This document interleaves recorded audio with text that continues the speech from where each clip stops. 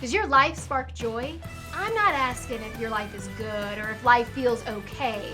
Does it spark joy? When was the last time you slipped into bed at night and thought, today felt amazing? Because if it's been more than 2 or 3 days, that's too long. I'm Tanya Dalton, a best-selling author, motivational speaker, 7-figure entrepreneur, and oh yeah, wife and mom. So I get it. I understand the stress of daily life, but as a productivity expert, I'm here to help you choose the extraordinary life. This season, we will be exploring how we can create more joy and intention into every single day. And it doesn't have to be so hard. This is the Intentional Advantage. Hello, everyone, and welcome to the Intentional Advantage podcast. I'm your host, Tanya Dalton. This is episode 293, and it has been a hot minute since I've been here. I find it really interesting, somewhat fascinating, that my last episode was called The Pregnant Pause. I had no idea how pregnant that pause would be because that episode aired the end of June, and here we are in February. Life took a little bit of a detour, a lot bit of a detour. We're going to talk about that in just a little bit, but I have John on the show, and we'll talk about how this is going to work moving forward with you on the show in just a little bit. Hi, everybody. Glad to be back. I'm anxious to keep the podcast going after a little bit of a break. Yeah, I am too, because like I said, the pause wasn't exactly intentional. I knew I was going to take a break. I knew that I was going to take a month or two off just to do my normal summertime time off. And then it got extended and it got extended again, and then it got extended again. So I feel like I need to talk about what I'm calling my radical sabbatical. Ooh, I like that. I like You that. like that? Yeah, because it's pretty radical. There was a lot of reassessing, realigning, and realizing, right? Really taking an inventory of what was going on in my life. And that's why I wanted to come back with this first episode, asking that question of, does your life spark joy? Because I feel like so often we're going through life, checking the boxes, not really doing the things that matter most to us, but we're just in this routine, this rhythm of this is what we do. This is how things work. And I think to some degree, I was in that. I was in the overachieving, looking for recognition, that kind of mode. But then I also had a lot of other things happening behind the scenes. So let's just kind of dive into it, because I'm going to be really honest with you guys about what this radical sabbatical looked like, because spoiler alert, it looked like a murder scene at times. And I'm not joking. No, I'm sure people you're are like, not joking at all. No, not joking at all. So let's go back first of all to the summer, because I literally feel like I fell off the face of the planet from July on, because in July I was taking my normal summertime off the podcast. I had gotten a call from the Today Show, which is like the show, right, to be on. Felt like the pinnacle of all the things I'd been working on, the culmination. I mean, I'm just going to be really honest with you and say, I'm the type of person, I like to roll out the trophy case. It looks really impressive when I pull out the trophy case and I say, I do these things and I have these accolades. And I think a lot of us tend to do that. I don't really like that about myself, if I'm totally being frank. In fact, I'll notice myself kind of dropping things into conversation just to make sure that people are impressed with me. Ugh.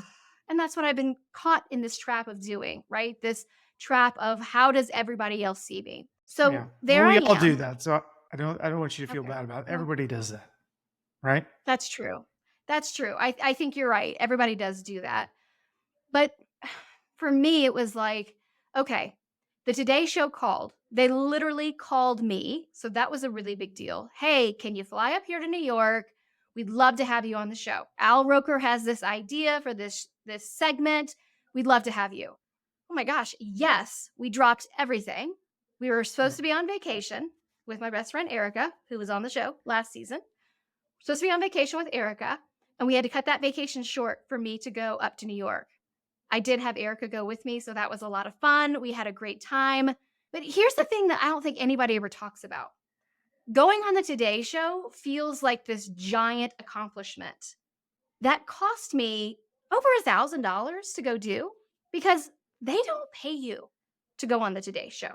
They don't pay for your plane ticket. They don't pay for your hotel room. No, they don't pay for anything.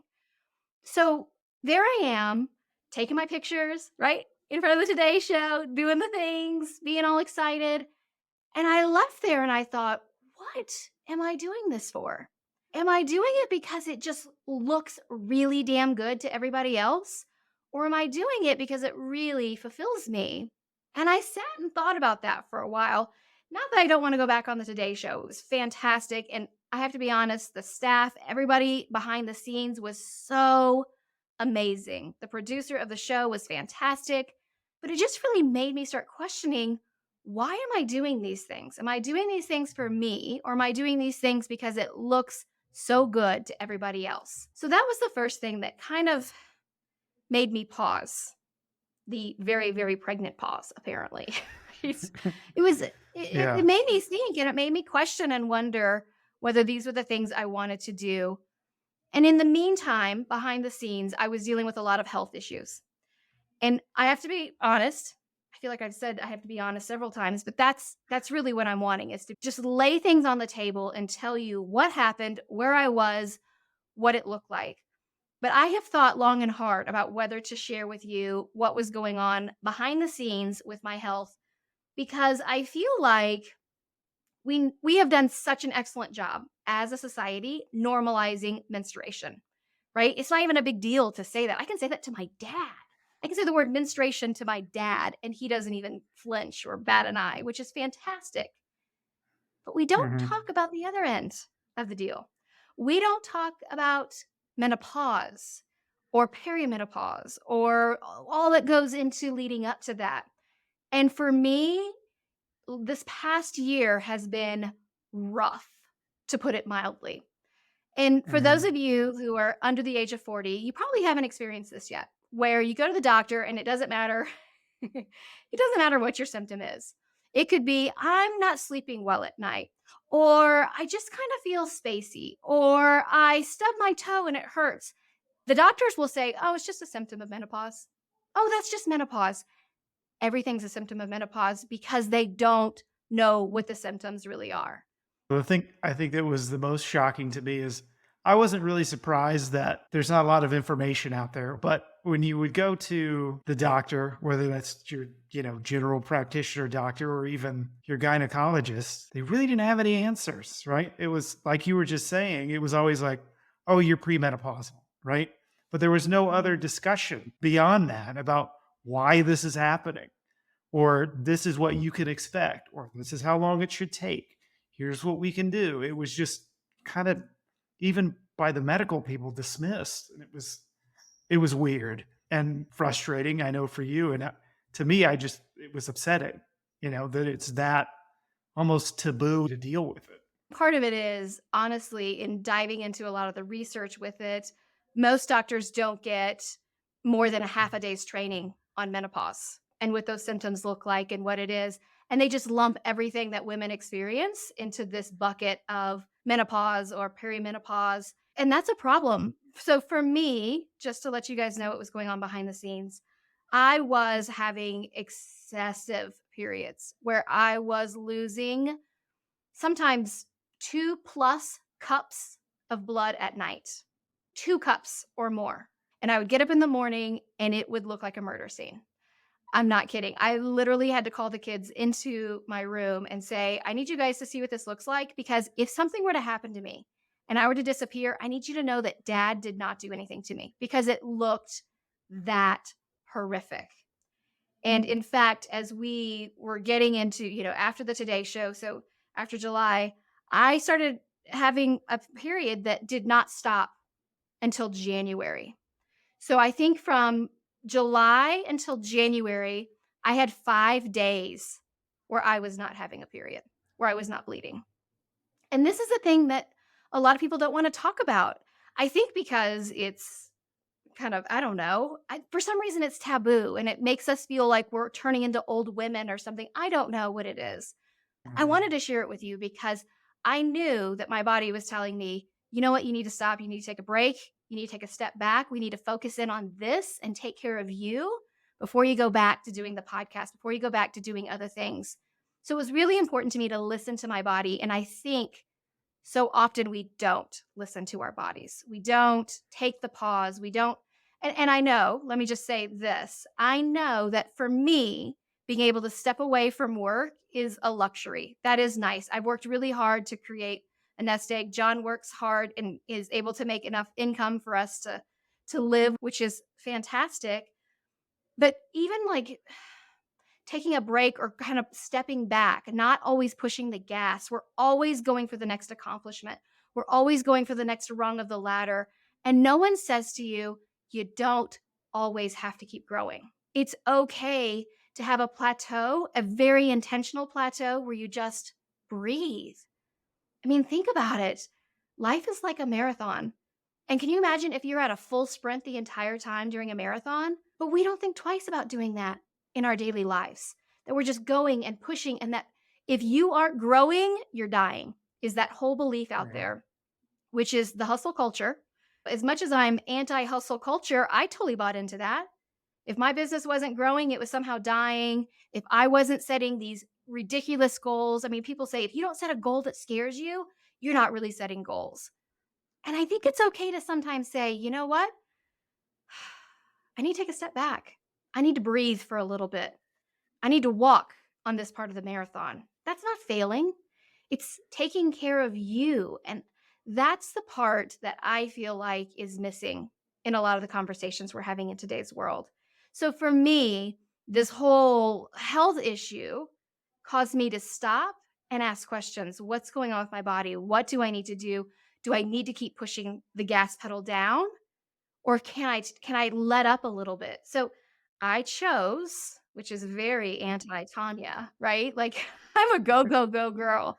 And I love Mhm. my trophy case. I love to pull out that trophy case and show all my accomplishments. It's true. So for me to say, I'm going to stop and not do anything and very intentionally choose, I'm not going to put any content out. I am not going to email. I'm not going to do the podcast. That was a difficult decision. It took going Yeah. against every ounce of who I am because I am a people pleaser and an overachiever. Mm, that is Mhm. 100% the role I have played my whole life. Feels comfortable, feels good. And I felt I had to go counter to all of that. But this is why I think a lot of times people end up in these midlife crises because they don't stop. They don't take a pause. They don't put the car on cruise control or walk during the marathon. They just keep going. And then they think someday when I retire, someday when I have enough money, or someday, whatever that is, then I will be able to stop. I think someday is the worst word in our vocabulary because we keep feeling like there's this finish line and it keeps moving back. At first, it's like someday when I get the job I really want. Well, okay, then let's say you do get the job you want. Well, someday when I get the promotion, you get the promotion. Well, someday when I get to this level, or someday when I land this account, or whatever it is, we keep putting off the breathing, the stopping, the finishing, going through the finish line and going, I need to wrap myself with one of those aluminum blankets and eat a banana and just rest for a little bit. It's hard for us to do that. I wanted to kind of take a step back for a second because after that trip to the Today Show and you were having those issues and you're like, I think I need to take a break. That's so unlike you, right? That I knew something was wrong. And it was more than just what was going on with your body. You had been pushing for so long with Equal Press, the books, the podcast, and just give that it was time for you to take care of yourself. And I just want to say that I'm proud of you for recognizing that and taking that step. And I knew at that point it was important for me to support you and say, okay, yeah, let's take a step back and figure this out. And I know that wasn't easy for you. And I hope that everybody who listens to this podcast and who was either confused or didn't understand why you weren't there. You got a lot of nice emails, a lot of nice notes from people that we really appreciated, but it was time for you to take care of yourself. I know how much you like to take care of people, whether that's, here at home making us dinner, which is always delicious, or whatever it is, but you needed to stop and take care of yourself. And that was important. And I think that was a really good step for you. And I think along the way, and I know you were talking about all this, but you realized a lot of things over the last few months. But I Yeah. just wanted to commend you for recognizing that that was necessary because a lot of people don't, because we do have that pressure to just go and hustle. And next thing you know, you have some kind of disease brought on by stress or anxiety. And so we all need to kind of take stock sometimes and take a break. Thank you. I appreciate you saying that because it was a hard decision. There was a lot of crying. There was a there was a lot of crying in my time away. There was a lot of soul searching and a lot of what is it I'm doing? And one of the things you've heard me say before is burnout's not caused by overwork, it's by not finding meaning in your work. And I think that was happening for me. I felt like a lot of what I was doing was lost in the routine of what was expected of me. That heavy weight of expectation and obligation. I've got to get the podcast out. I've got to get these things done. These people are depending on me. I have to do these things. Never mind the fact that I have two children who need me and want me and all these other things. Yes, they're 20 and 17, but lots of things are happening with them behind the scenes, right? And so it was an incredibly difficult decision to make because I worried and I stressed about letting everybody down.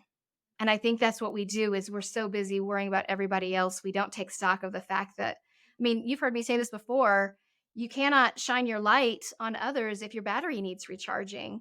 And my battery needed recharging and my body was saying, if you're not going to listen to the tiredness and the fatigue, I'm going to show you in other ways. I'm going to make it really, really clear. And it was really, really clear that I needed to take a break. So I really, like John said, I got some amazing messages from so many of you who were like, are you okay? Is everything all right?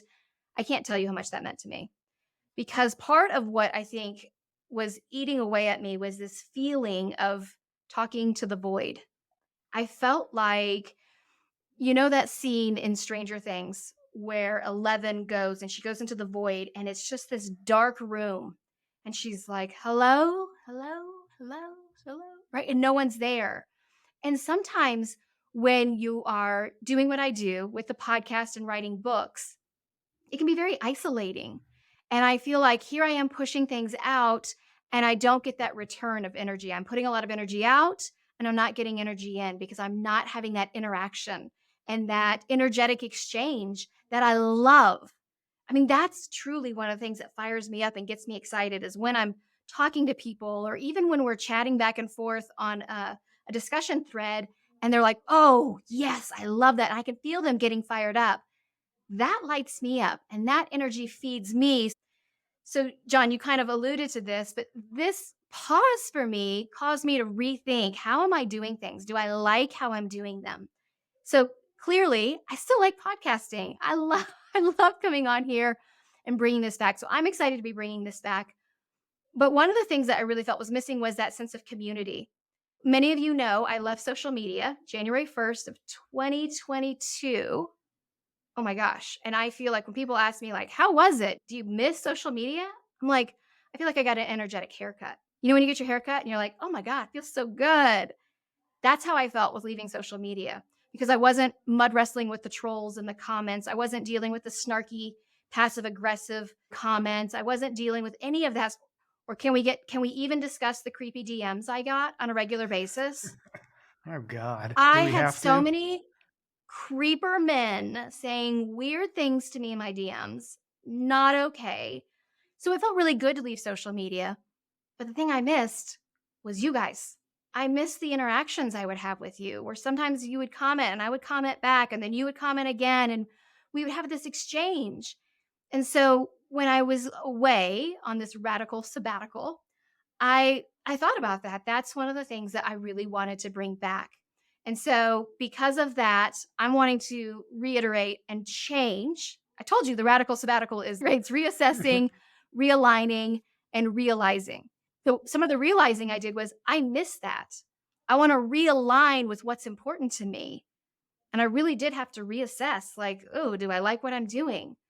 And I wanted to bring back that feeling of community. So I am moving my platform over to Substack because Substack creates a space that is ad free, it is sponsor free. I don't like my content being dictated by other people. I don't want to have ulterior motives where it's like, well, I got to make sure I plug this person's thing, or I need to make sure that I'm selling whatever these sponsors are paying me for.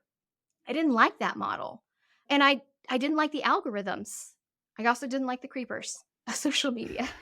I think that goes without Yeah, that's saying. kind of the worst Uh, part, isn't it? Yeah. oh my God, the worst. I mean, some of the things that some of these people would say was like shocking. So I knew I wanted to move somewhere that I could do that. There wasn't a lot of clickbait headlines and there wasn't a big push for ads. And Substack for me feels like this hub where we can go deeper with what we're doing on the podcast. And we can have community there because we can have discussion threads. We can have discussion threads every week. In fact, that's one of the things I'm planning to do on Thursdays, having this thing called Thursday Threads, where on Thursdays I will post a thought provoking question and then we'll comment and we'll go back and forth in the comments and have this back and forth conversation about what do you think about this? How would you answer this question? That's exciting to me. And I love with Substack that I can have this hub for all this content. So let me tell you a little bit about how it's going to work because right now the podcast has been coming out every other week, which has been a great schedule for me. It gives me time to really do my best work on the podcast. But I'm kind of looking at it as this week A, week B. Like we have a week A, then we have a week B, then we go back to week A, then back to week B. During week A, the podcast comes out. So, like today, the podcast is out on a Tuesday. That same week, I'm going to share some sort of extra resource, maybe an activity, a download, could be a training, could be just a story or an insight that I didn't talk about on the podcast, a way to go deeper. So, I'll share that during the same week as the podcast. Then on Thursday, we'll have a Thursday thread where we will have a conversation about something that we talked about here on the podcast. Or I'll take what we talk about on the podcast and take it a step further and create this conversation. Then on week B, which is the week the podcast does not come out, I'll do a newsletter, which is going to be more comprehensive than what I've done in the past. And then again, we'll have a Thursday thread. So we're going to have community every week on Thursdays. And so I love this idea of then we go back to week A and we go into another topic, right? The topics will still build just like they always have in the seasons. This season is Does Your Life Spark Joy? Which is why we're starting with this episode. But we're going to just continue to go deeper into these topics because I want you to feel like you have the space to apply it. And so I'm calling this new space of mine not rocket science. You know why? Because honestly, a lot of times when I meet you guys in person or I walk off stage or I meet someone who's read The Joy of Missing Out or On Purpose, they go, it's so simple. A lot of what you teach and talk about is very simple. It's easy to implement and I can actually do it. And I say, yeah, it's not rocket science. So it's funny. And I talk about this. I have a little essay already over there on Substack where I talk about how it took me like 3 full pages of coming up with ideas to come up with not rocket science Sure. because we tend to overcomplicate things. Yeah. A little Including ironic there, me. right?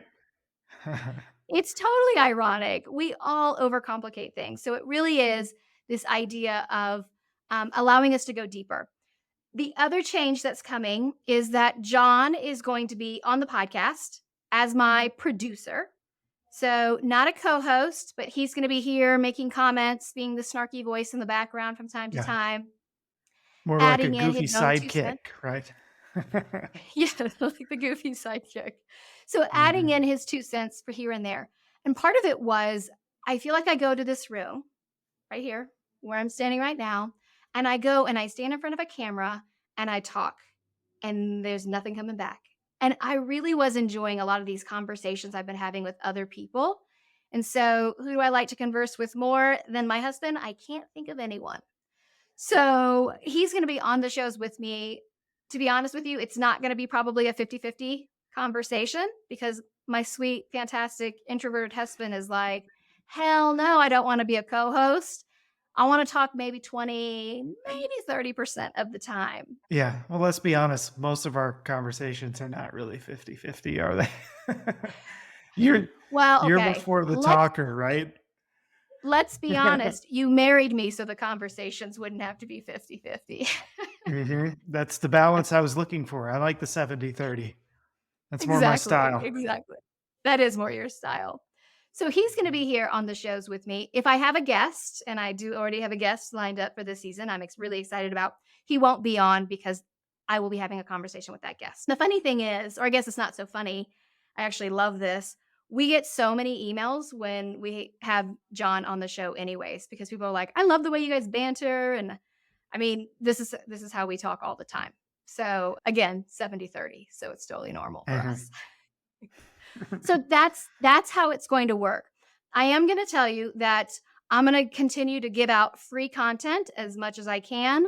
And a lot of the Not Rocket Science site is going to be free content, but I am doing a premium access version of it because I want this to be my main vehicle. I want this to be the thing that I do, and I do it really, really well. And I have to pay my light bill. My kids do like to eat 3 meals a day. My mortgage does need to be paid. And Chase Mortgage, if I tried to pay them in hugs, would probably put out a restraining order, quite frankly. So That's not a good this is idea. going to be what I do. I want to spend more time, more energy, more focus giving more to you guys. So I'm making it super affordable. It's like, I think I looked, it's less than a caramel macchiato at Starbucks every month because I wanted it to be something that you could easily say, "Yep, this is worthwhile." Podcasts will continue to be free, newsletters will continue to be free, and as we start this off, everything will be free for like the first month. But then we'll start adding in some content. And honestly, this is going to protect us from the trolls and the creepers Mhm. because I know that anytime I'm in a paid community, we don't get the flame throwing. We don't get the over politicized comments or the snarky comments. And so I really want it to feel like a safe container for us to have conversations, not just for me, but also for you, where we're able to really get to know one another. For me, the community piece, when we were talking about it, it made me think of what you thought a Facebook group was like in 2015. You know, you thought it was a kind of a safe place where you could share and be open, and you quickly learn that it's not, right? It was. For No. some people it is, but then some people come in and they're there to just tear people apart, right? But Yeah. unfortunately, that's what social media has become. I think this is a really great way for you to put that community back together in a way that feels good for you and is healthy for everyone else, right? Because those free, open, no holds barred kind of Wild West communities out there are everybody knows what they turn into. So I'm excited about this for you because I think that piece of community has been missing for a lot longer than just the last 6 months. So I'm excited to have that part of it back. I am too. I think conversation is one of the things that's missing in today's world, right? And conversations can change the world. And that is what I want more of. I want more conversations. I want to hear more from you. I want to hear what you are dealing with, what you're struggling with, and let's work on it together. So I'm also very excited about it. I think it's going to be great, which is why I wanted to start this first episode with this idea and this concept of what's sparking joy for you. What is important to you?